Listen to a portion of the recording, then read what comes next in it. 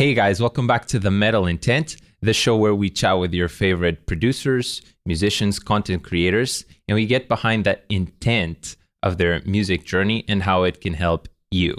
So I am happy to finally meet Andrew Baena for the first time. How are you doing, man? Good. Nice to meet you too, man. Cool, man. Happy about that. Because I have watched your videos for a long time, and I think I completely share my audience with you. Everyone in my audience watches your videos. Yeah, probably.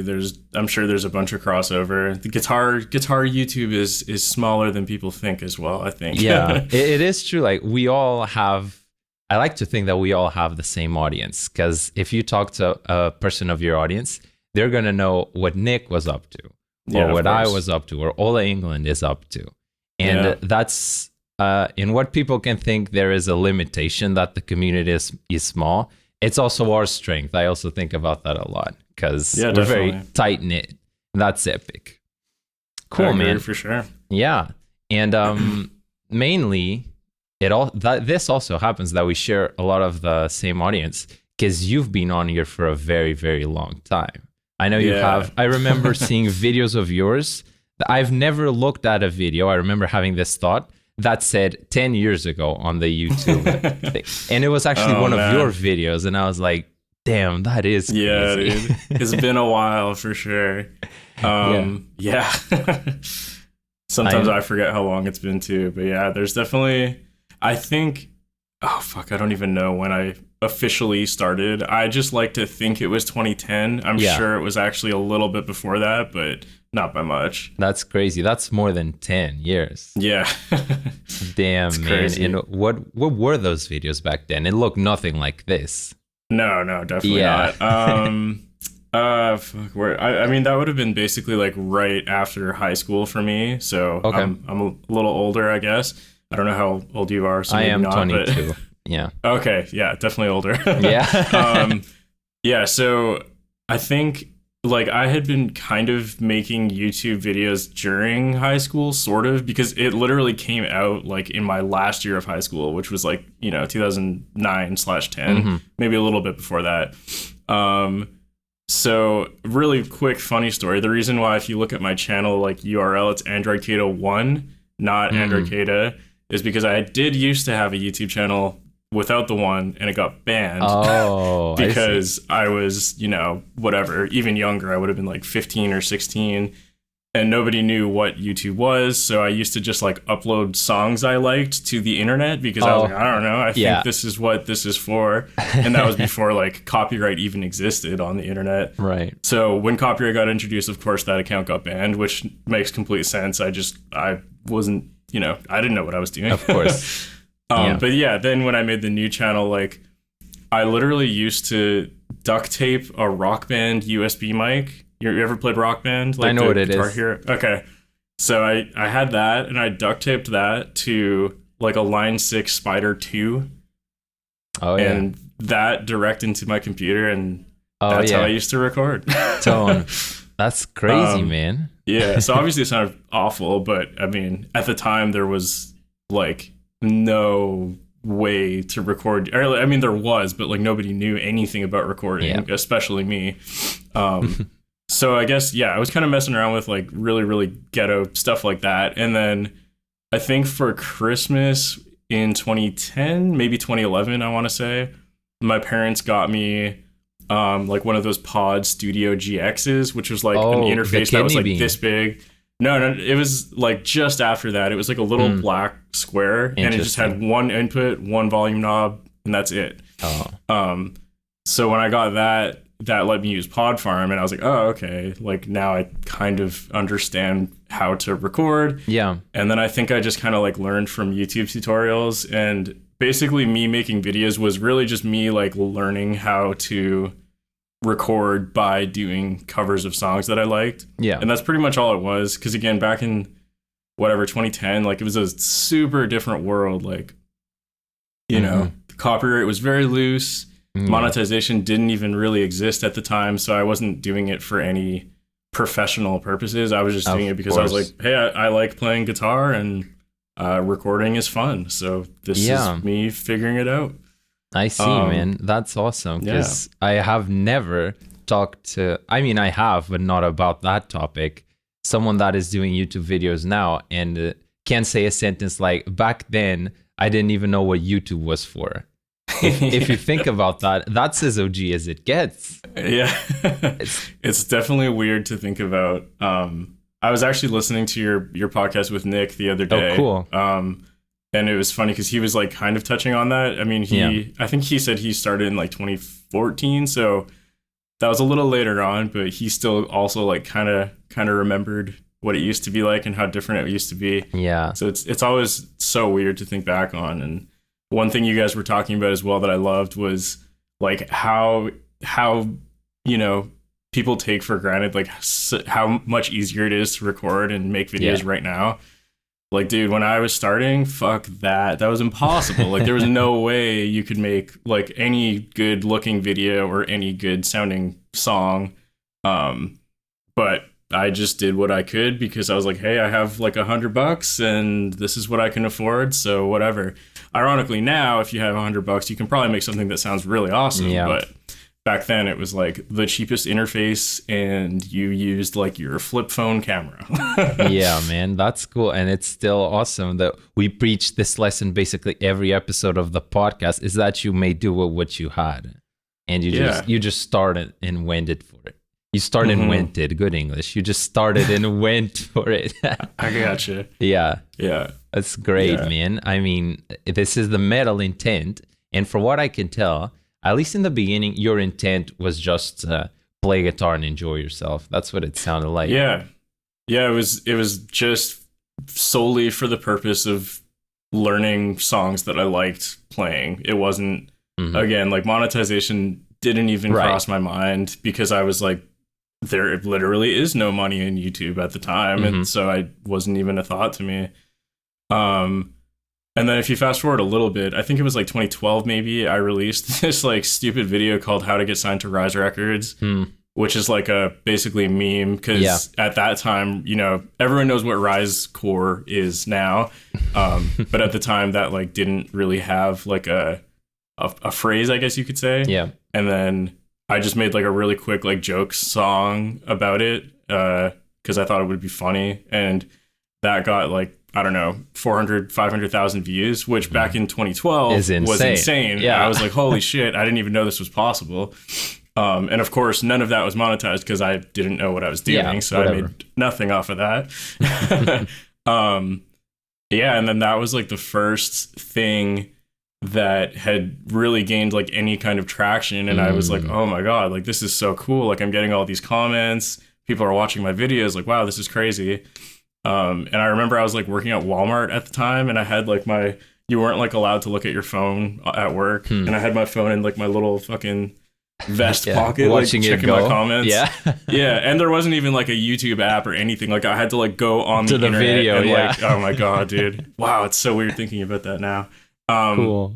But yeah, like that was like the first thing that made me be like, oh shit, like this is actually, you know, maybe this is more than just a hobby. Like maybe I can use this for something, you know? That's crazy. I had no idea that was the first video. I have watched that video. It's pretty fucking funny. But I didn't know that was like your first one that got picked up by YouTube and where you yourself realized that this is actually a vehicle where I can reach a lot of people.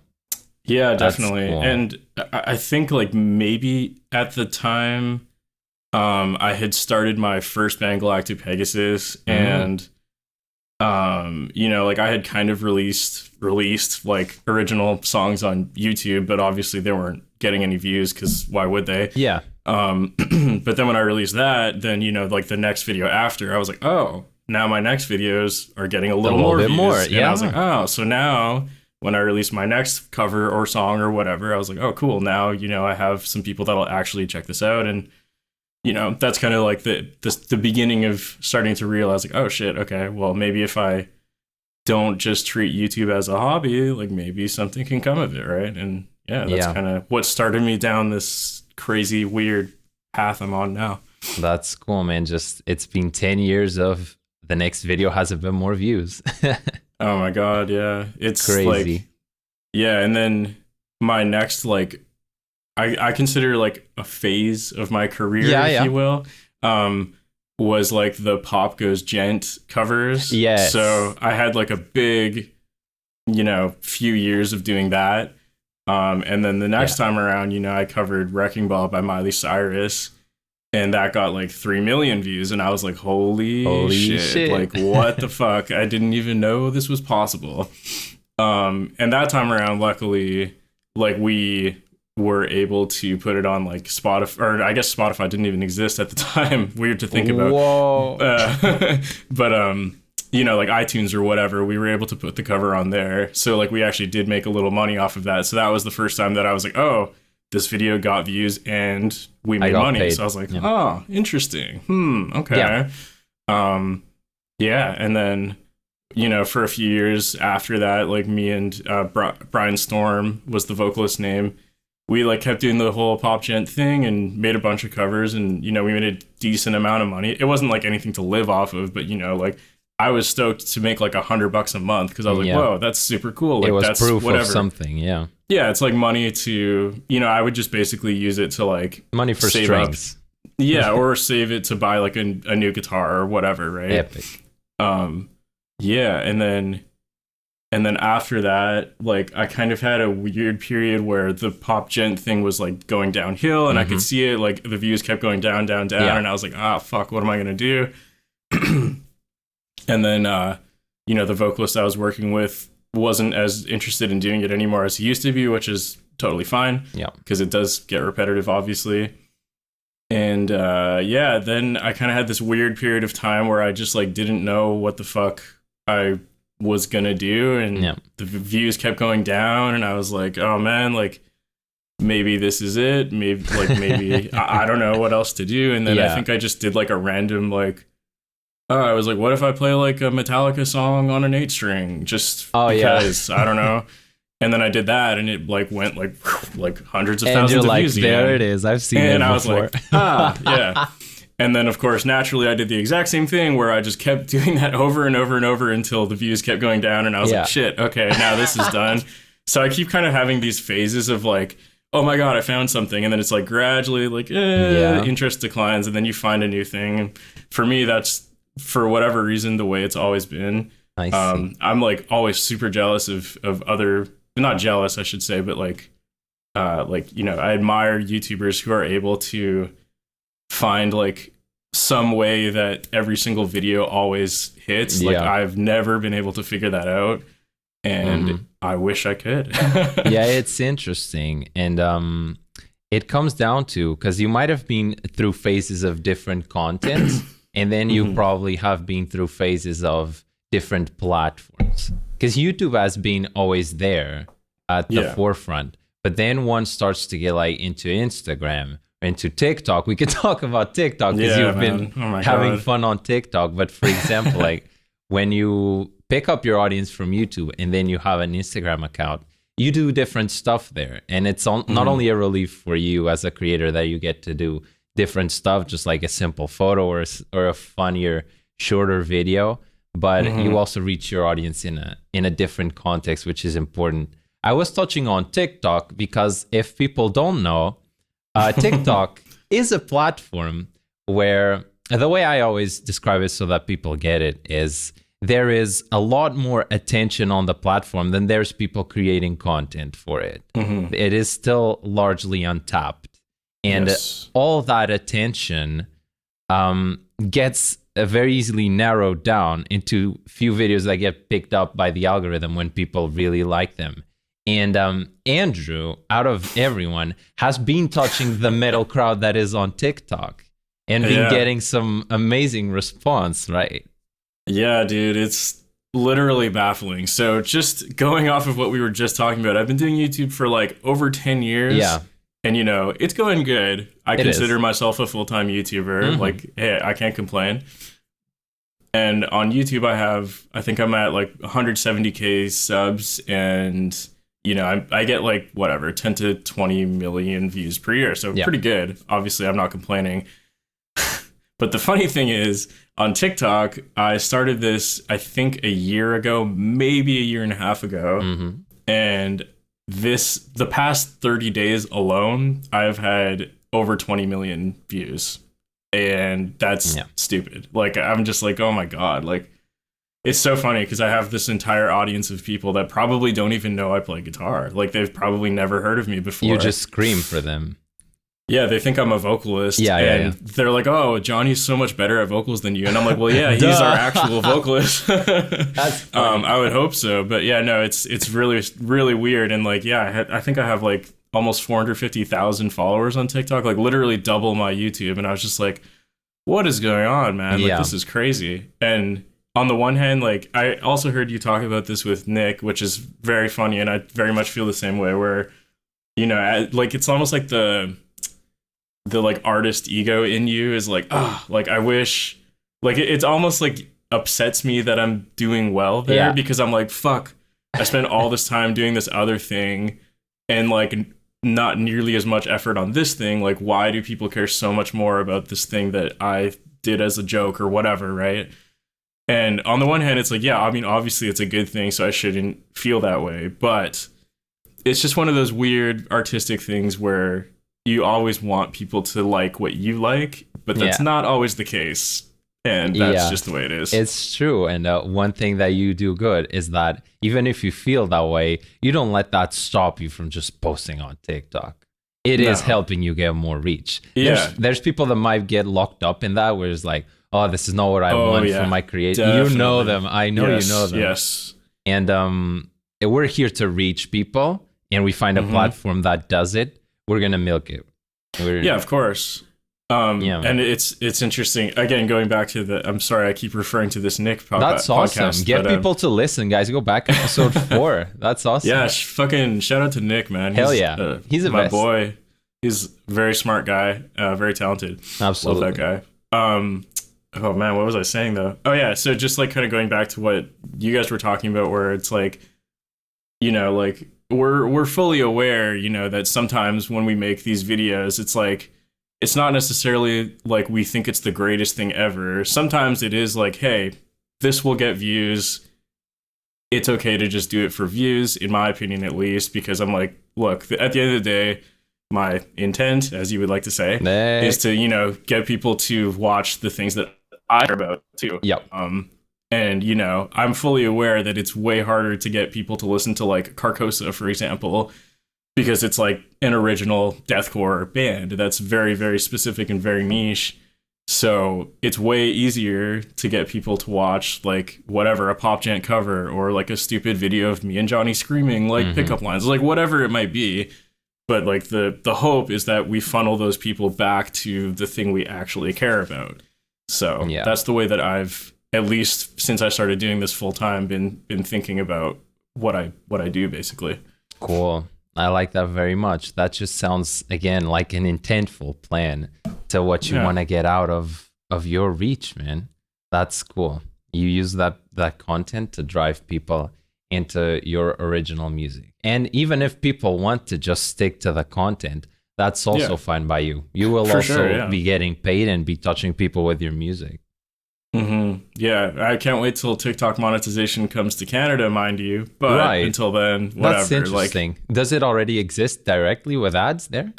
It does, but only in like the US, the UK, and like France or something. Like some really weird. I mean, the US, like sure, I get that, but yeah, it's only in like 2 or 3 countries for some reason. But hopefully Canada sometime soon. That's gonna be useful. But you're already reaping the rewards in terms of it's reach. Totally worth it. Yeah, it probably translates over to your YouTube, your Instagram, and you've definitely got CARCOSA listeners off of TikTok. I bet you. It's very funny. I'm very happy you said that because this might sound very arrogant of me. No, but do it. One of my favorite things is proving people wrong. Go, do it. And you know, speaking of, you just mentioned this as well, where, you know, we all know people are like, why would you post on TikTok? And it's like, sure, yes, okay, there's some cringy stuff there. But number one, there's lots of cringy shit on YouTube as well. Oh, boy. Get over yourself. That's right. Because it's the same on every platform. It's just everyone hates on whatever the new thing is, right? Fine, I get it. But number two, lots of people, when I started you know, posting on like Facebook, let's say, like, oh shit, my video got 2 million views on TikTok. Yeah. That's so cool. And I was like excited because I was like, that's just really cool. And of course, all these, you know, people come out of the woodworks being like, oh, well, it doesn't actually mean anything or it doesn't matter. TikTok views are shit. Yeah. Yeah. And I'm just like, okay, well, then how come, you know, I can literally look at the CARCOSA analytics and we have like a spike in streams from the exact day that TikTok went viral. Was posted. Yeah. And that spike is honestly bigger than sometimes when we release a brand new song. So I was like, you can't tell me that this doesn't matter, man. Like, I literally, like, the numbers don't lie, bro. That's right. That's great. I'm very happy to hear that you can literally see the impact. That is very good. And, you know, I don't know. I understand that might sound a little arrogant, but. At all. I get you. It's also true. And, you know, I'm sure you get it too. Like, you know, if you get, you know, negative comments and you are able to prove them wrong, it feels good. I'm not going to lie. It does. Yeah. And you can even flip it into, I'm just trying to help you, bro. If you guys want to try posting on TikTok, see for yourselves. Yeah. And like, I mean, anytime anyone genuinely says they don't want to do it because XYZ, like I always just tell them like, hey, like, you know, it's really not like, it's no skin off my back. Like you're only screwing yourself over. Like, the way that I started my TikTok was I literally just re-uploaded my exact YouTube video to TikTok. I was like, this takes me 30 extra seconds of work out of my day. Like, there's no downside here. So, like, why would I not do it? And sure enough, just by doing that one little simple thing every couple days, I now have an entirely different audience that has no idea who I am and has never seen me play guitar, probably. And then just like, that's crazy. Like, I didn't know any of these people existed either. I assumed like if anyone knew me, it would be because guitar on YouTube, but now that's certainly not the case. And I'm just like, wow, this is like completely changed my perspective on like really everything. Cause I don't know, I'm just very surprised by it all. Like just as surprised as I'm sure lots of other people are. Yeah, of course. And interestingly, after just these 15 or 20 minutes talking to you, I can see there is something not surprising to it. There is a pattern. The way you described YouTube is that you were early to it. What are you to TikTok? You're early to TikTok. Yeah, I guess so. I guess you are a pioneer. Maybe. Yeah, I don't know. It's like the best word to describe it is pioneer. At the end of the day, you were on YouTube before people even understood what it was. Even if you don't give yourself credit for that, because you also didn't. But now, after 10 years of content creation and understanding social media and these platforms, you actually go into TikTok. And I believe that it is only natural that you see the results, because you do understand, even if just subconsciously, what it is to be early on a platform. And it pays off. It pays off. There's 2 kinds or 3 kinds of people. There's the people that do amazing content that's too good not to watch. And there's just the people that were early to the platform, so you had to watch them. And then there's both, which I think you are both. Oh, thank you. Which is I thought you thought you were about to get this right here. I was just like, oh, okay, that's an interesting way to put that. That actually sounded really bad. I should have gone the other way around. No, it's all good. That's I got funny. You. Okay, yeah. Yeah, no, I mean, I guess you're right. That definitely sounds a little more glamorous than I think of it in my own mind, which I really appreciate. That's very nice of you. Yeah. I think the audience will agree. Oh, well, that's nice to hear. Hell yeah, man. We were talking about bringing the TikTok listeners and the YouTube viewers to your music, to CARCOSA, and what was formerly Galactic Pegasus. Yes. What is the story behind that? Are you guys local friends? I'm always curious. It's actually really funny again because everything fucking goes back to YouTube for me, man. So again, with like the whole way I started out was, you know, I was doing stuff by myself on YouTube mostly because like I didn't really have local friends who were interested in the same music that I was. I feel or if I did, they didn't play instruments or whatever the case might have been. I don't really remember.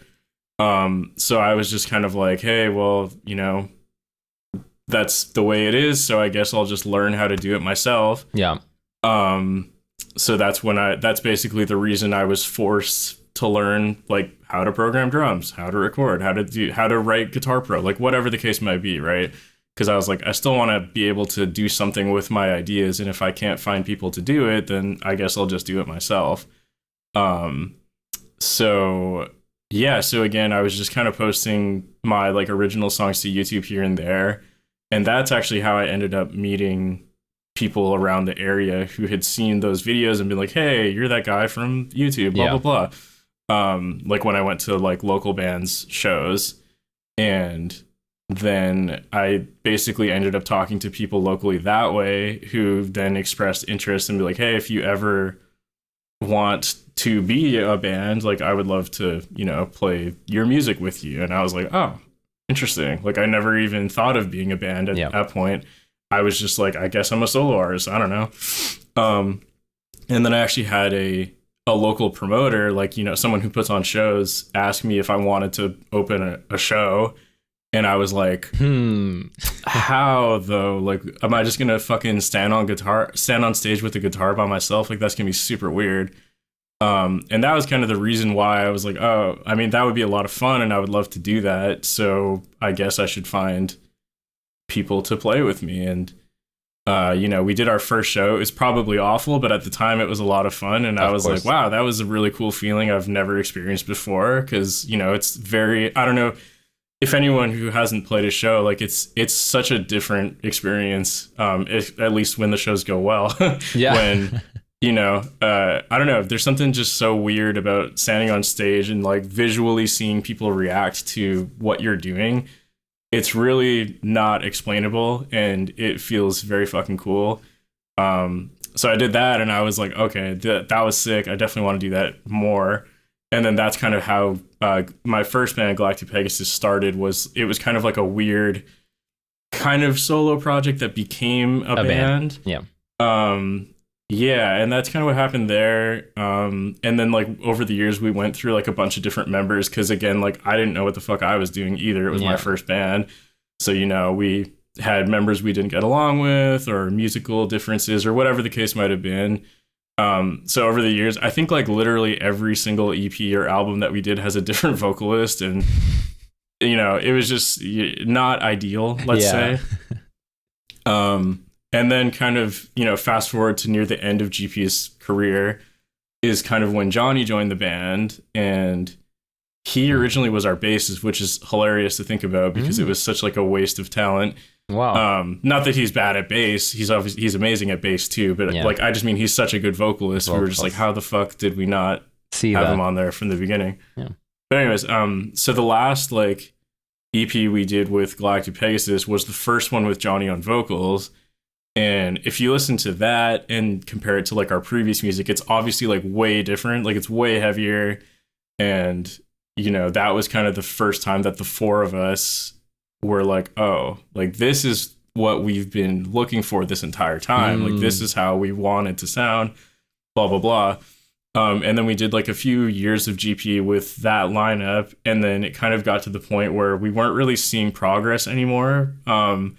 For various reasons, a lot of which were our own fault because, again, we didn't know what we were doing. It was our first band. One of those factors, I'm sure, is that every single thing had a different vocalist and different members, and it was very inconsistent in sound. And hey, that's fine. Like we were figuring it out as we went, right? But yeah, basically, once we kind of found like quote unquote that sound with GP, we were like, okay, well, why are we even holding on to this name? Like, it's not even the same band. It's none of the same members that started the band other than me. Yeah. It doesn't sound remotely the same, blah, blah, blah. So we're like, why don't we just start a new band using all of the terrible mistakes we made in GP and avoiding those, and just start from scratch and see what happens. Because at that point, like, we didn't really feel like anything was happening with GP anyways. So we were just like, why are we spending all this effort on this thing that, like, it doesn't really seem like that many people care about? Yeah, so that was kind of the big reason why we decided to end Galactic and start CARCOSA from scratch. So it is the same four members who did the last, you know, EP of Galactic. Yeah. but we wanted to make sure it was a very clear cut. Like, this is not a rebrand. It's not like the same band changing its name. Like, it is, for all intents and purposes, a brand new band. The only thing is just the same members. That's it. Like, we're not playing any GP songs ever. Yeah. No, like it's brand new music, different style. Like, we wanted to make sure that the music sounded way different. Like, if you listen to Carcosa and GP, like, they do not sound the same, I see. in my opinion, at least. Yeah. Yeah, and that's kind of the short version of what was going on there. No, that was pretty thorough. Sorry, I tend to ramble a bit. Not thorough as in long, like in proper. I completely understand everything that went by and resonate with a lot, especially the part where YouTube is what helped you find the community around you. That's how I'm feeling too with my channel. I am now finding the musicians in Portugal that care about this genre. And it's awesome that you get to unite the correct people, even if it's after years of trying, apparently. Yeah. That you get to find them because of your content and the internet. And when it comes to Carcosa, it's cool because I very much enjoy your sound, like your heavy sound. And it's interesting that you say that. So Galactic Pegasus, even if it was the same members, did not sound like this. This is your new venture in sound. Yeah, I mean, I maybe some people might think they sound similar. Yeah. I don't know. I mean, obviously I'm probably biased and way too close to it. But for me, like, I think it does not really sound the same at all. Another big thing that was something we didn't really like that we were doing in GP that we just like couldn't break out of was we basically like, we have three main songwriters. So it's me, Johnny, and Cooper, right? Yeah. And it was the same way in Galactic, but the thing that was happening in Galactic was like, now that I tell you this, if you listen to the old stuff, you'll know exactly what I mean. But it was either I wrote a song, Cooper wrote a song, or Johnny wrote a song. It was never collaborative. Yeah. It was one of us wrote a thing, and we were like, that's the song, and that's the way it is. I see. And with Carcosa, we consciously are, for the most part, making an effort to be like, okay, like, let's try and make sure, like, it doesn't have to be like an even split, like 33% each or whatever, but like, at least let's all have input on it and you know, have like a common vision of what we want to sound like in mind. And even if, you know, like, there has been some songs that ended up being written entirely by Johnny or Cooper, and I just had no part in it. But to me, I don't mind anymore, because I'm like, well, this sounds like Carcosa. Like, this doesn't sound like a Johnny song or a Cooper song. It sounds like this is what Carcosa sounds like. And so for me, like, if I write a riff, sometimes I write a riff and I show it to the guys and they're like, no, this sounds, you know, like gent or whatever, like not deathcore, because like I still listen to both genres a lot, obviously. And some of my riffs don't fit, and vice versa. Sometimes Johnny will write a song and I'll be like, this sounds like, you know, a 2001 deathcore song, not a modern deathcore. You know what I mean? And it's all good. But we have like more of a cohesive vision of what we want to sound like before we even begin the writing process. I think that's very good. And when you add that with trying to get everyone on board in every song, even if it's just one little bit, I think you get a great combination, even if it's just for you guys to feel more attached to your music, because everyone is in it. Yeah, and I mean, don't get me wrong, like there have been some songs that have been written entirely by Johnny or Cooper, but at the same time, like, I guess, like, to a little extent, like, sure, like, sometimes my ego is like, oh, fuck, like, I wish it always is. I had something, but at the end of the day, I can listen to the song and be like, to be completely honest with you, there's nothing I would change about this anyways, because it sounds fucking sick. But you only feel that when it's out. Yeah, exactly. And, you know, at the end of the day, again, that has a lot to do with us. We are very much more aware of how each member is going to react to something, I guess you could say.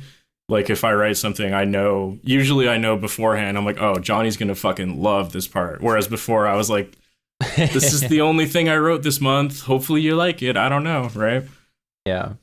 Yeah. And like, sure. Yeah. Like, it would be nice if it was, I guess, like a totally even split across the board, but that's not going to happen. And that's fine. Yeah. Because I don't want to stifle their creativity either, because sometimes Johnny comes up with crazy fucking ideas and I'm just like, okay, yeah, let's just go with it. It sounds great. And sometimes he comes up with things that are way too fucking hard, and I was like, hey man, you don't have to play guitar on this, and I do, and I cannot play that. So I like your idea, but we're gonna change those like 64th triplet notes to like to chugs. 16ths, you know, like just like, you know, things like that. And it's funny, but it all works out. Yeah, that's great. I see a pattern with what we talked about before, where for the good of the final product, whatever it is, you can put your ego to the side. We're talking about that with different platforms TikTok. Like TikTok, exactly, and just doing what's best for the outcome. You have an intent and you do what's gonna get you the outcome, and also in what I would argue is way harder, which is collaborating with other people, because it's easier to argue with your own ego, because when it's about posting, it's a decision that you do and it's your content. Here you're handling 4 people's opinions. It's definitely just harder, at least in my experience. Yeah, for sure. And I mean, again, like, I'm certainly not saying it's easy. It's definitely not. And, you know, again, we went through, I think I'm pretty sure we have in Galactic, like I think we had like 6 or 7 ex-members, like more than a full band's worth of people who didn't work out. And like, that sucked, but you know, sometimes, unfortunately, like, you just get to the point where you're like, okay, like, we can't make any progress because, like, let's say like us 3 want this and you want this. So even if the 3 of us get our way, you're not going to be happy anyways, and you're not going to want to do it. So therefore, like, the end product is not going to be as good. So it's definitely, that's probably the hardest thing, is finding the right people. And like, man, I feel for anyone who's looking to start a band. Like, dude, it's very fucking hard. Thankfully the internet is there, and in that way it kind of makes things easier. But I guess, you know, you and I can both speak to this as well, because I know you do a lot of stuff with Robin, and he lives in a different country than you, right? In France, yeah. Okay, cool. Yeah, so it was the same with me when I used to do like the pop gent covers with my friend Brian Storm. Like, I live, you know, in Canada and he lives in America, so it was like, that sucks, because it's like, sometimes, you know, I think I'm like, hey, if we both lived here, maybe we would have just done a band together. But oh well, it's still nice to at least be able to have the internet to make those bigger connections. And maybe you know, you can't be in a band with that person, but you can at least do other collaborations to fulfill that. Exactly. You know. Yeah. In the future, like, we are living in the future, which is less and less band. It's more and more collaborations that can happen from a distance on the internet. I mean, like Nick and Andy, right? Like, that's another great example. They barely get together. Yeah. Exactly. And Andy and Monuments, they're over here. Yeah. Well, there's actually, it was fascinating to me to learn that a lot of my favorite bands, like, they don't live anywhere near each other. And I was just like, how? What? Like, what the fuck? Like, I just never, when I was younger, before bands were as open as they are now on the internet, like, you didn't know anything, man. Like, I didn't know shit. I was just like, I guess they all live in California and practice every day. I don't know. But it's like, no, actually, you know, this drummer only joined in 2008 and he lives in fucking Florida, but he flies to California for a week and then they practice and blah, blah, blah. And like, all these like inner workings of the industry that just nobody knew about back in the day because nobody talked about it. And now it's like common knowledge, which I'm just like, that's crazy, because I never would have guessed back in the day, you know? Yeah. And you never would have guessed. And then you lived it for like 10 years trying to make one happen. That's cool, man. That's a great story. There's a lot of teachings in your journey with turning basically YouTube into a band that you're, I hope, very happy and fulfilled with in CARCOSA right now. Yeah, definitely. It's been quite, I hate saying this but like shocking in a way. I feel that way about a lot of things that happen to me, even though on the one hand I'm like, I mean, I'm the one responsible for this at the end of the day, but I'm just like always surprised when things actually work out. Yeah. I don't know if that's like a self-confidence issue. I don't really know why. But yeah, like every time I look at CARCOSA's whatever statistics, or even like we have a Facebook fan group, and like people are just in that group talking about our band, and I'm like, that's fucking crazy. Like I never would have thought that that would happen. And yeah, it's super cool. Like again, I try to remind myself of how I felt when I was 17, 18 when I started in 2010, and I was just like, dude, like I never would have expected any of this. Like if I could go back in time and tell my teenager self, like, hey, he wouldn't have believed. Like no fucking way, right? So yeah, I try and keep that in mind anytime I am feeling down, whatever, upset or whatever, right? And cool, then I'm just man. like, damn. That's beautiful. Yeah, even if it was all at the end of the day very intentional. Cool. Yeah. One thing it's hard to see it that way though, right? It always is when you're starting out, especially as early in life as you did. So there's one thing I liked about this. Sounds so dumb. I like one thing about you. You're green. Andrew Baena is green.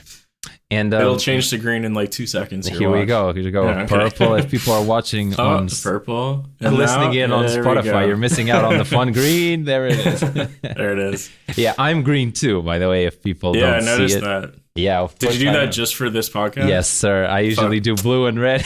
My man, I thought something was looking different. You knew it. Look at that. Look at that. Branding. Important. Yeah, branding is super important. And what's the story of green, Andrew? Something about after the burial, if I get that correctly. Pretty much, yeah. So the reason that I got into 8-string guitar in the first place was because of a band called After the Burial. I'm sure most people know who they are. Yeah. But if you somehow don't, fucking definitely go listen to them because they're awesome. But yeah, they were the first band I ever heard using an 8-string guitar. So I think the first song I heard was Berserker. I'm not sure if you're familiar with that song. Okay.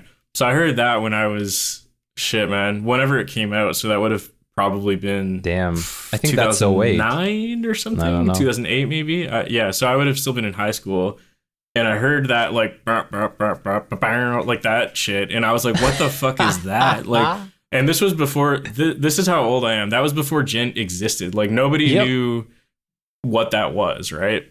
I was just like, that sounds fucking cool. How do I do that? Yeah. Or how do they do that? And then I found out they use 8-string guitars, and I was like, oh my God, I didn't even know that existed. And then I watched, a music video or something, and, one guy has a neon orange and one guy has a neon green, and I was like, that's fucking so sick looking. And then for whatever reason, the green one was the one I liked more. And, I consider Justin Lowe to be probably like my favorite guitarist of all time. Rest in peace. Just the fact that when I started playing 8-string, there was almost no bands that were using 8-strings at the time. I watched a lot of After the Burial videos, and I always just loved how his green guitar looked. And I don't know, I just like my original videos, if you go back, like they're actually just like the cheaper, like, Ibanez, whatever, 7 and 8 strings. But I would like take them apart and like spray paint the hardware and shit to make them like green. Yeah. It obviously looked like shit, but at the time I didn't have money to get anything that looks, more professional. Yeah. So I was just doing stuff like that. And I don't know, for whatever reason, like I just always really loved how his guitars looked. And then as time went on, I started, making a little money, getting endorsements and stuff like that. And I was able to start getting, custom guitars. Like, I don't have it with me here, but like my first full custom was from Fast Guitars, and he basically was like, do whatever you want. And I was like, oh my God. No way. So I remember it was actually really funny because I told him, I was like, yeah, I want it to be green. And he actually tried to convince me like, oh, are you sure about that? Because I picked like, it has like a spalted maple top, which is like a beautiful looking wood. And he's a guitar maker, right? So he is like, like why would you cover up this beautiful wood with a color? He wanted it to be like a stain, like a natural stain. I was just like, nah, dude, it's gotta be like, it's gotta be green. It's gotta be green. And I don't know. I remember that being like a thing on Facebook where like some people were like, oh, like why would you pick green kind of thing? And I was like, fuck you guys, man. I think it looks sweet. Yeah. And then it was like, that's another thing about me is like I kind of said earlier, I like Proving people wrong. Yeah. I don't know why I'm like that. It might be some weird thing from childhood. I don't know. But it almost like made me want to do it even more. Yes. I feel you.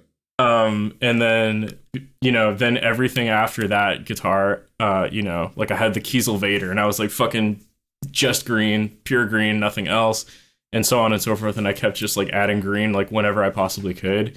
And then I noticed on, you know, YouTube comments, you know, people started saying like, oh, like, how come it's always green? How come it's always green? Like, oh, this guy must really like green. I wonder what this guy's favorite color is, blah, blah, blah, blah, blah. Yeah. And, you know, some people might see that and be like, oh, maybe I'm doing it too much. Or but whatever. You're like, I'm doing it right. Yeah. And I was just like, I thought of it and like, you know, from a marketing perspective, I guess, I was just like, well, I mean, it just seemed obvious. I was like, hey, anytime any guitar company releases a green guitar, like I'm getting tagged in those comments. Yeah.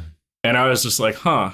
That's interesting. So I just kept doing it more and more and more. And now, yeah, like anytime anything green gets released, like, dude, sometimes it's not even guitar stuff. Like yesterday, somebody tagged me because like Xbox released like a neon green controller, like whatever, right? And I actually bought it, by the way, because it's fucking sick. But great. Yeah, I don't know. It was just like one of those things where I realized like, hey, like, you know, branding doesn't need to be this crazy, you know, big, scary task. Yeah, it could be as simple as a color. Yeah, and it's like it just made my life in a way easier because I was like, you know, as you know, like thumbnails on YouTube are like super important. Yeah. And I realized I'm like, oh, okay, like, hey, now, you know, if you're scrolling through a sea of thumbnails and you see a green guitar, I'm like, my hope is you'll probably think it's me. Or if it's not a green guitar, I always use green text. It's always one or the other, right? There's always something that's green. And I'm just like, it's like a tiny little thing. It's very easy to do. And it just like helps give you that like little extra edge that just makes you, or me, I guess, a little more recognizable. Hopefully. Like, yeah, that's I don't know. cool. I would say it's worked, I think. I agree. Everyone in the audience needs to agree and needs to think what is their thing? What is their green? It's important.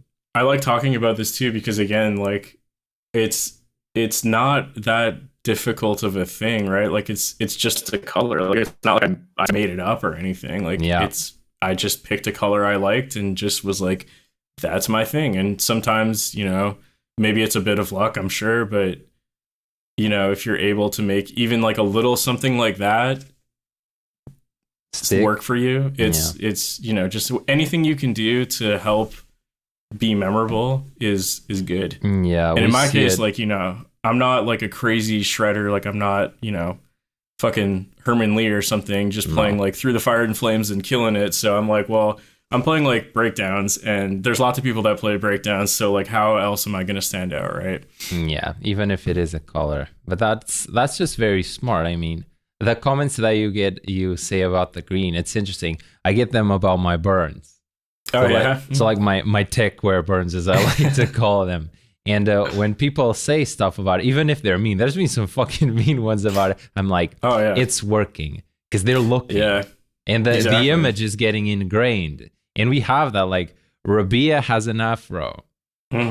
He's just the fro. I bet he's thought about, I wish I could cut this to be comfortable, but there's branding on it, for example. Yeah, definitely. Yeah, I mean, like if you think about it and then rewatch some of your favorite content creators, like I would venture to guess that probably every single one has at least one thing. identifiable thing. Probably more than one, honestly, but at least one. Yeah, it can even be just the instrument. I mean, both of us have the JM Evertune game. Hell yeah. Fuck yeah. Jazz Masters for life. Shout out. Yeah, man. Guitar is pretty cool, man. Yeah. So we can talk guitar, which is also a fun topic. I bet a lot of people listening to this like guitar. Yeah, maybe. I don't know. I would guess. No, they all just know me from TikTok now. So you scream. Yeah, let's talk about fries. Oh my god. No. I mean, please, I'd rather talk about guitar. I'm just kidding. Yeah. So here's a good question to start things out. Right now, at the point where you are in your guitar life, what's your favorite? 6, 7, 8, 9? What is your favorite? Oh man. At this point. Probably the 8, just because of CARCOSA. Like our default tuning is drop E. Okay. So that's what I've been writing the most on. It's always a toss up though. It's always 7 or 8. It's never 6. Oh, okay. For me. Interesting. So you would never default to 6. Never. Usually if I'm writing a riff, honestly, I would say I probably will write it in drop A. That's like my baseline. Your standard. I don't know why. That's just like what I've always written on. And then like sometimes I'll write a riff in drop A and be like, oh, this actually sounds like it could work with CARCOSA. And then I'll just play the exact same thing, but on drop 8 and be like, yeah, that works even better, you know? Cool. But yeah, for whatever reason, like 7 and 8 is always my go-to. I see. How has that evolved with the times? Because you didn't start at 8. No. It's actually really funny that CARCOSA exists now, because the original reason I got into extended range guitars was because of deathcore, not because of gent. Because again, I'm old and gent didn't exist when I was starting to play guitar. So the first bands that I heard playing 7 strings were, in nu metal with Korn. And then I started listening to deathcore when I was like, 17 or something, which would have been like the early Suicide Silence and Whitechapel albums. And again, kind of same thing with After the Burial, where the first time I heard Suicide Silence and Whitechapel, it was mostly the vocals, but I was just like, holy fuck, like how does a human make that noise with their mouth? Yeah. And obviously at the time I couldn't scream, so I was like, I'm not even going to attempt that. But I was like, I mean, the instrumentals are also sick. And then, I was looking at guitar tabs or something, and it was like drop A, and I was like, what the fuck is drop A? Right. Like, how do you do that? And then I looked into it and I was like, oh, they play a 7 string? Like, what's a 7 string? That's crazy. I didn't even know that existed. And I think the original reason I started playing extended range was mostly because, again, at the time I wasn't even writing my own music. I just wanted to learn other people's songs. So I wanted to start learning deathcore songs, and I was like, well, I mean, the drop A song sounds sick, and that's what I want to play. So I found, literally the only 7 string I could find in my entire area was at like a local music store, because they were super rare back in the day. Yeah. This would have been, again, 2010 or 2009. There just so happened to be a store near me that had one 7 string in stock. And I just bought that exact one because I was like, I don't know. And at the time, I didn't know anything about guitars. I was like, it has an extra string. That's what my only requirement. Yeah. Which would have been like the Ibanez, RG7, like the first one, right? That's why I started with extended range guitars in drop A specifically. And then, of course, this is how it always seemed to work for me too, is I remember like before I had the 7 string, another band, ironically, is Trivium, who used 7 strings, which is not deathcore at all. But I remember I really loved them, and I only had 6 strings, and I was wanting to learn, I think it was like Down from the Sky or something like that, like one of their older songs. And it was like B standard, and I was like, fuck, I can't play that because I don't have the extra string. Yeah. And so on and so forth. And then I got the 7 string, and I was like, oh, sick. Like, this is exactly what I want. And then, of course, I find out about After the Burial, and I'm like, whoa, that's crazy. That's super low. How do I do that? And then, like, they use 8 strings, and I was like, fuck. So then, I saved up for however long I needed to save up at the time. And then I had a friend who had an 8 string, and he bought it because he liked Meshuggah, and he didn't actually use it. He learned, like, a Meshuggah song and was like, yeah, okay, like, this is cool, but he didn't think it was, like, practical or useful. Yeah. So he wanted to sell it. So that was the RGA8, which was also one of the first production 8 strings. And I bought that like used off of him for like $400 or something. And those were my first 7 and 8 strings. So it was mostly, again, at the time, it wasn't for the purpose of writing original music. It was for the purpose of, I just really loved, specific bands that had very, at the time, niche gear. And I was like, the only way I can make that sound is by getting those instruments. Of course, now it's super easy to get 7 and 8 strings, but back then it was like, dude, it was very, very fucking hard to find. Yeah, of course. Cool, man. I see. That makes a lot of sense. And what Yeah. about your venture into Nine? Well, that was mostly honestly just because that came a bit later, because that was well into like doing YouTube at that point. Yeah. And at that time, again, this would have been like 2014, let's say. And people were already commenting on my videos because I was using an 8-string. And at that time, the 8-string was still like a weird thing most people didn't know about, which is weird because it wasn't even that long ago, really. But, you know, a lot of people probably saw an 8-string for the first time in like my Miley Cyrus cover. Like, which is crazy. Especially for something like that, right? Like they've probably never even heard of Gent. Like they're just like searched Wrecking Ball and they found this video and this dude's playing an 8-string guitar and they're like, what the fuck is that, right? So I was already getting like a bunch of comments about the 8-string because it was just like a slightly weird thing at the time. But then, of course, as time went on, everyone got an 8-string. So I was like, oh, okay, it's not as, you know, it's not, doesn't, the wow factor is gone. And then 9-string guitars came out, and I was like, well, fucking obviously, you know. If anyone is going to be me to try them out. Yeah, and then, I mean, I did think it was kind of a bit of a meme at first, because I was like... It was just for the sake of going lower. Stupidly low. And really, to be quite honest with you, the only reason I actually ended up buying one, the first one I had, which was ironically, again, an Ibanez, because a local shop happened to have one. And I literally had, it was one of like the Squier, whatever, like some random Squier 6-string I had, and it was just sitting around and I wasn't using it. So I went to like trade it into the store because I was like, whatever, I'll get like a couple $100. And I traded it in, and they had the 9-string there, and the 9-string was like $300. And I was like, what the fuck? Like, yo, first of all, why do you have that? Because that is not something that any store around here has. Yeah. And the guy who was working there, who ironically was the same guy who sold me my 8-string, wow. He was saying that we were expecting you to come in.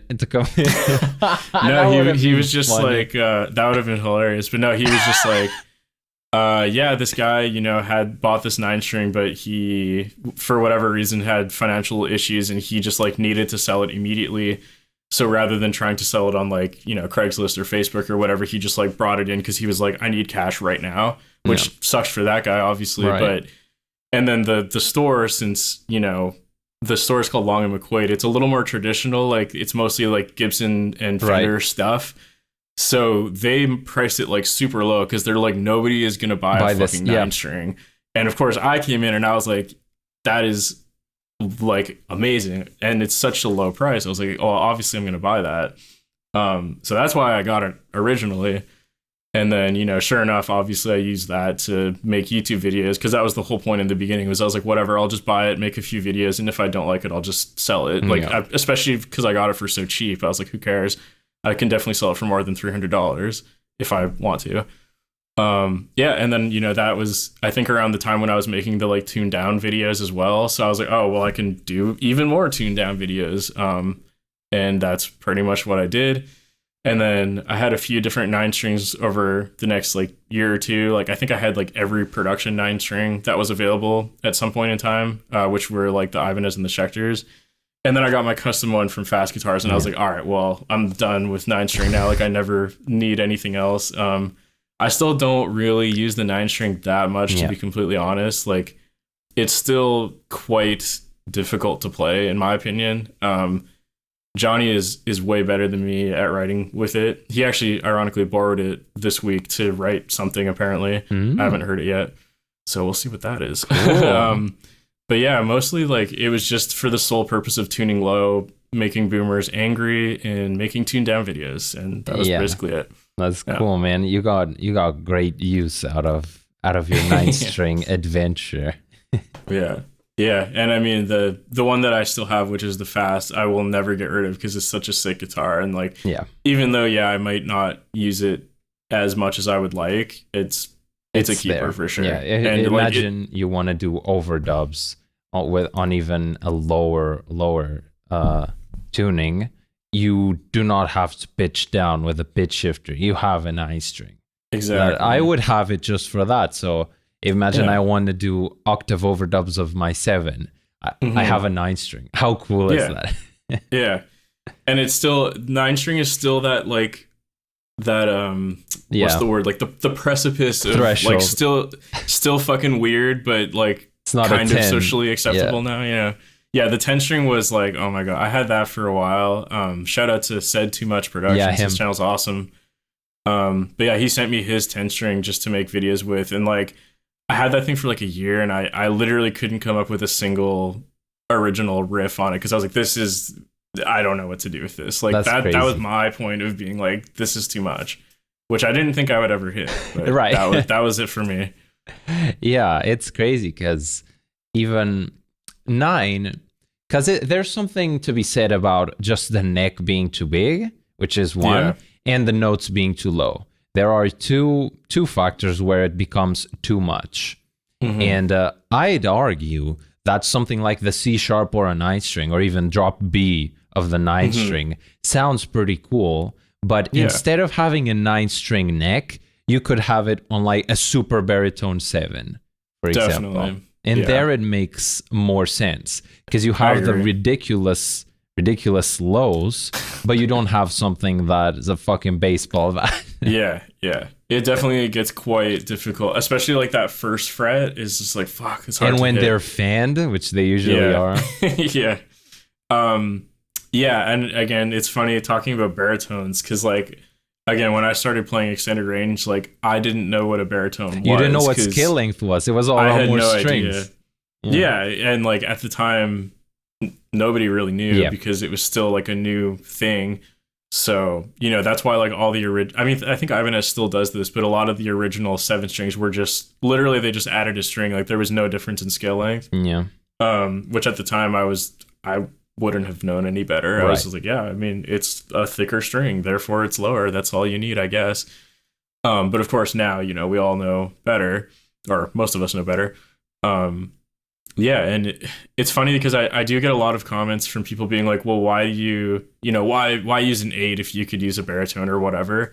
And I agree with you. Like there really is no reason for me to use an 8 string in almost 99% of circumstances because I use like 4 strings. Like I'm not, I have no illusions. Like I don't use the top 4 almost ever, but I've also been using an 8 string since I was like 19 years old. So to me, it doesn't feel weird. It actually feels weirder to use a baritone guitar because I'm not used to it, right? Because to me, like having that tiny little 6 string neck feels fucking weird because I almost never play 6 strings, right?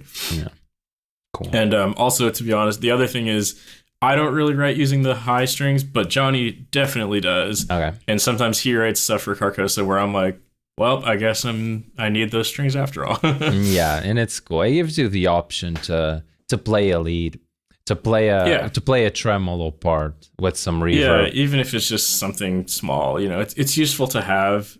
Is it necessary? Maybe not, but it doesn't hurt to have it there, right? Absolutely, and it's also aesthetic. Like you have 8 fucking strings. It's cool. Yeah, like you can't go backwards. I was talking to Dean Lamb from Artspire. I don't know if you know him. I know, shout out.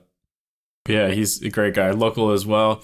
But yeah, he obviously plays an 8 string, and I've talked with him about this before, and he's also kind of like, I kind of want to get a 9 string just for the shock factor, but he's like, I already think F is like almost too low or whatever, right? But he's like, but I can't go back to 7 now because like, I don't know, it's like, it's this weird, maybe it's just a stupid musician thing where you're just like, your ego is like, well, now I have this, so I can't do less, or I don't know. Yeah, you always want more, right? Yeah, that's cool, man. All right. That's been awesome. I mean, you've touched on a lot of this evolution of the instruments that you use. It was very much motivated by bands that you enjoyed back then and wanting to play their songs. And now that that's evolved to just you being your own content creator and creating your own music, I still wonder, and I always like to talk with every guest, what is the music that recently and this last year has really been driving you to go forward and that you really enjoy listening? So the 2 that immediately come to mind from this year were Humanity's Last Breath. Their new album is fucking awesome. Yes. And I've listened to them for quite a while as well, but I feel like their newest album is like they've reached their sound, if you know what I mean. Yeah, like they had like elements in their first two things that I was like, yeah, this is really sick, but now they've kind of got to the point where I'm like, yeah, this is like, I can tell this is what he wanted to sound like all along, you know what I mean? Cool. Buster is who I'm referring to in that case. So that's one huge one, big influence for CARCOSA, for all three of us that write for CARCOSA for sure. Yeah, cool. Number two is definitely Brand of Sacrifice. They are in more ways than one. Obviously their music is amazing, and their new album is super awesome, but they also really helped inspire us with the whole like Galactic Pegasus to CARCOSA transition. A lot of people don't know this, but Brand of Sacrifice used to be a band called The After Image. Oh. And they did the exact same thing we did, and we got our inspiration from them. Great. Because they used to be like a metalcore / gent band, and they also kind of felt the same way as we did, where they're like, this isn't really going anywhere, but they all got along and they all, still liked each other or whatever. So they're like, why don't we just keep the same members and just start again? So they did that for Brand of Sacrifice. And that was like a big inspiration for us to finally kind of take more seriously the idea of doing the switch and stuff like that.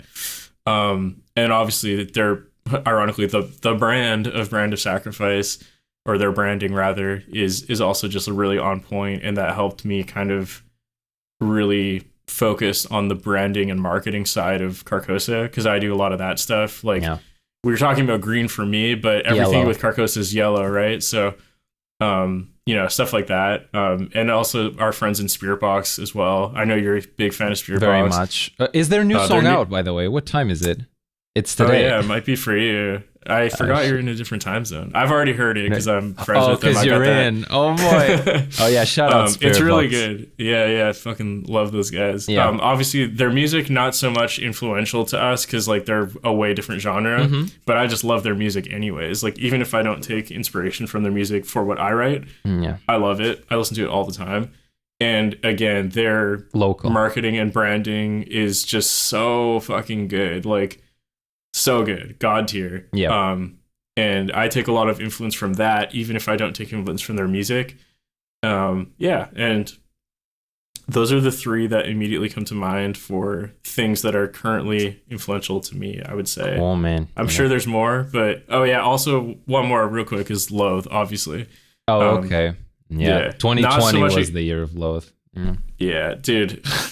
I don't know if you use Spotify, but you know the Spotify Wrapped thing that you get at the end of the year? Yours was all I let it in, probably. Exactly. It was literally every song from that, and then like one random song from like, I don't know, Dealer or something like that. Yeah. But it was pretty funny. I see. Cool, man. I think that's a great list, and that people are able to match that list with how you're promoting yourself and how you sound.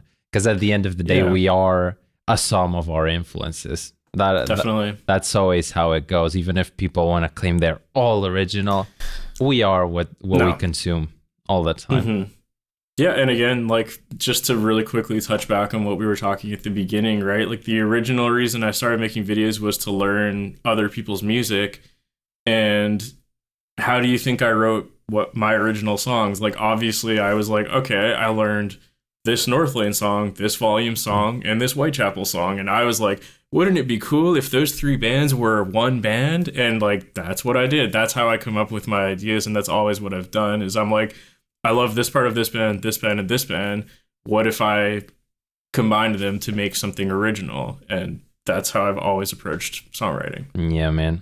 I think that's a great approach. And it's good that you circled back. I think it's a great place to end the episode. Thank you so much for coming on. And where can people find you? Where do you want people to find you right now? Is it TikTok? Oh man, I don't even know anymore. It's changed my whole world. Exactly. If you search Andrew Baena on pretty much anywhere, I'm probably there. If you want something that's not as memey and more of a serious thing, if you like deathcore, my band CARCOSA, you can also find us pretty much everywhere. And we should hopefully be having new music sometimes soon. I don't know. Music soonish. Demon by your bed saying new music soon. Yeah, I don't want to I don't want to say it too heavily just to not fuck ourselves over, but hopefully soon. That's all I can say. Of course, man. Okay. Thank you so much for coming on. Yeah, of course. Thanks so much, man.